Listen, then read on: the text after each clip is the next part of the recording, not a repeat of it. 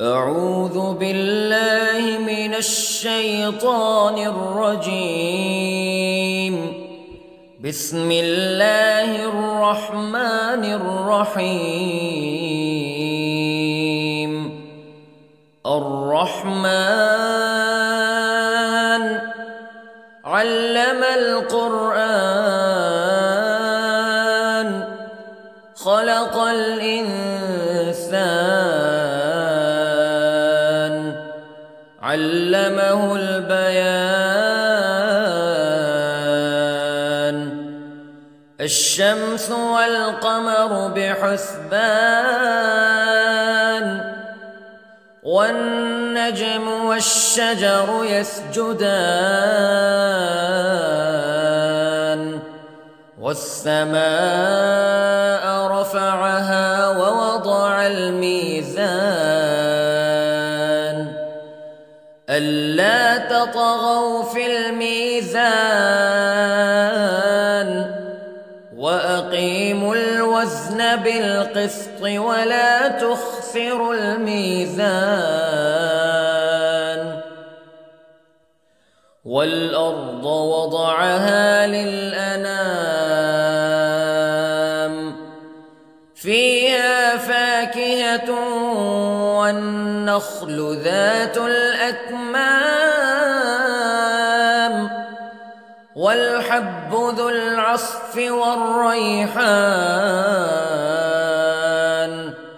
فبأي آلاء ربكما تكذبان. خلق الإنسان من صلصال كالفخار وخلق الجان من مارج من نار فبأي آلاء ربكما تكذبان. رب المشرقين ورب المغربين فبأي آلاء ربكما تكذبان. مرج البحرين يلتقيان بينهما برزخ لا يبغيان فبأي آلاء ربكما تكذبان. يخرج منهما اللؤلؤ والمرجان فبأي آلاء ربكما تكذبان. وله الجوار المنشآت في البحر كالأعلام فبأي آلاء ربكما تكذبان.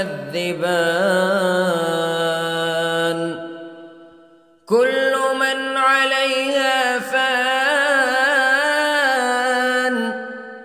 ويبقى وجه ربك ذو الجلال والإكرام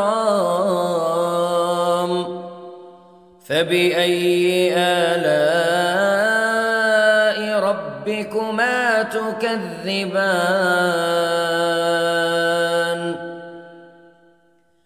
يسأله من في السماوات والأرض كل يوم هو في شأن فبأي آلاء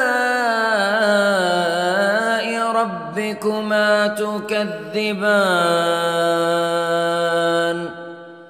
سنفرغ لكم أيها الثقلان فبأي آلاء ربكما تكذبان.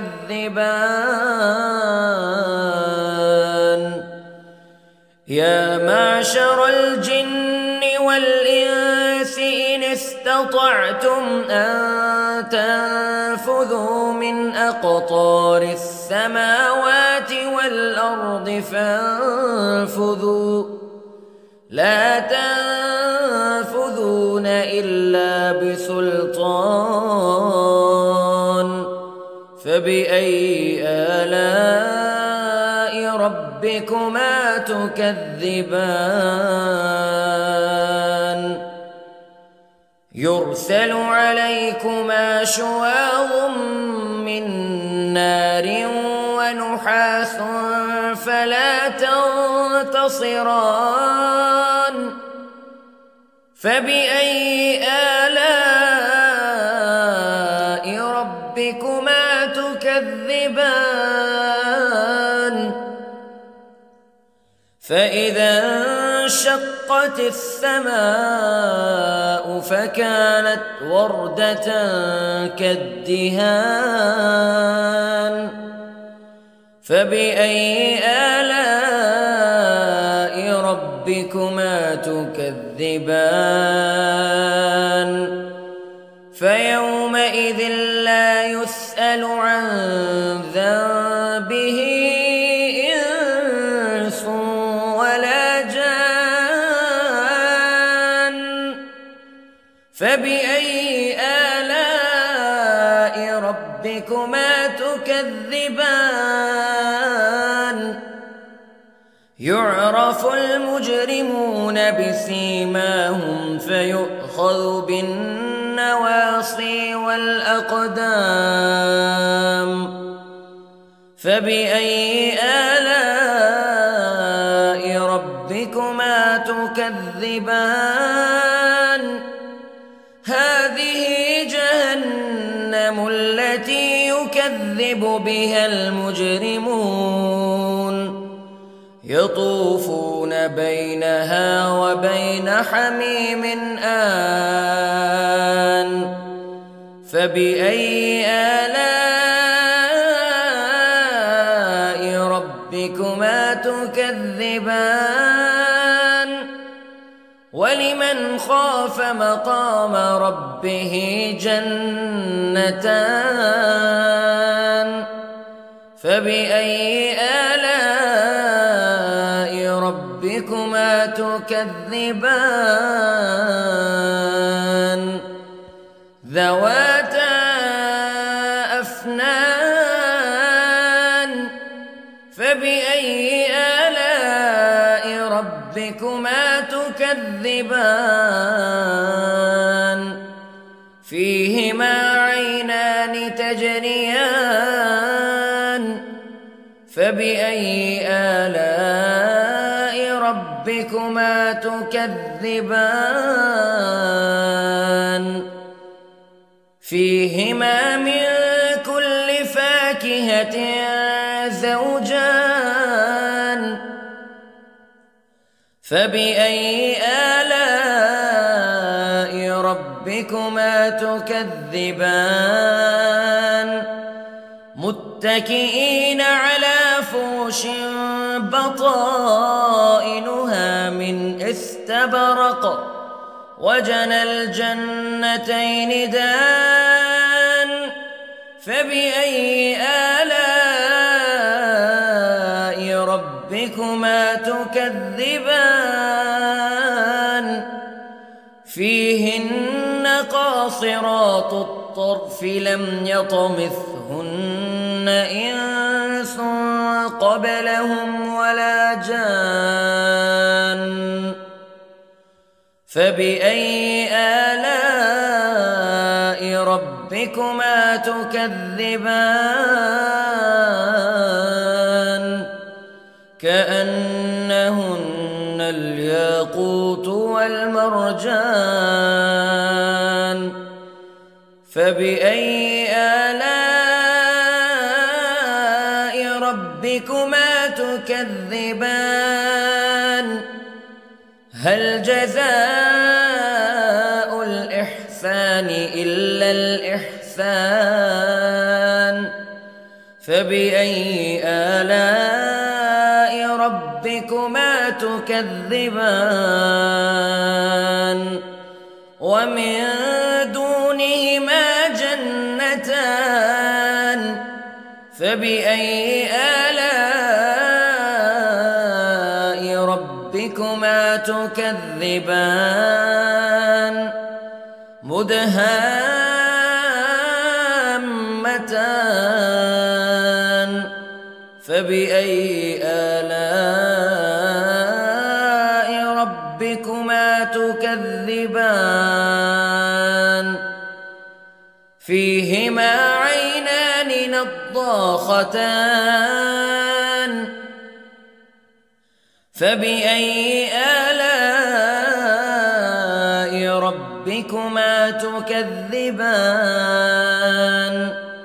فيهما فاكهة ونخل ورمان فبأي آلاء ربكما تكذبان فيهن خيرات حسان فبأي آلاء ربكما تكذبان حور مقصورات في الخيام فبأي آلاء ربكما تكذبان لم يطمثهن إنس قبلهم ولا جان فبأي آلاء ربكما تكذبان متكئين على رفرف خضر وعبقري حسان فبأي آلاء ربكما تكذبان تبارك اسم ربك ذي الجلال والإكرام